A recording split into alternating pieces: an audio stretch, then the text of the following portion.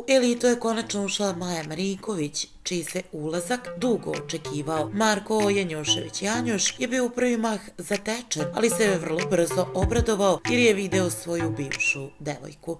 Svi su očekivali da će Aneli Ahmić da se šokira i da se pogubi, ipak ona se ponela kao prava gospođa. Zanimljiva situacija, jedno lepo veče koje obećava dosta, veče koje će promijeniti neke stvari, možda i neće, to je reality show, rekao je Janjuš. Aneli mora da je šokirana, rekao je Milan Milošević. Nisam šokirana, ja sam ovo očekivala da će ona da uđe. Rekla sam Lakiću, ceo kadar je bio na meni. Znala sam da ulazi, demantovala je Aneli. A nisi očekivala da uđe Asmi? Upitao je Milan. Pa nisam, mada može da uđe, volela bih, rekla je ona samouvereno. U tom trenutku su opet nešto drugi učesnici počeli da pričaju i da ubacuju, a bila je najglasnija Bojana Pavlović. Lakše malo ljudi, opomenuo je Milan. Ćuti budaletino, nisi ti tema, rekla je Aneli Bojani. U tom trenutku je skočila Maja. Ne dopada mi se Anelin odgovor i evo zašto mislim da je foliran. Ona je sada Bojani rekla da nisi tema. Šta znači da nisi tema? Upitala je Maja. Pa to znači da nije tema razgovora koje sada vodimo nas troje, rekla je Aneli vrlo logično.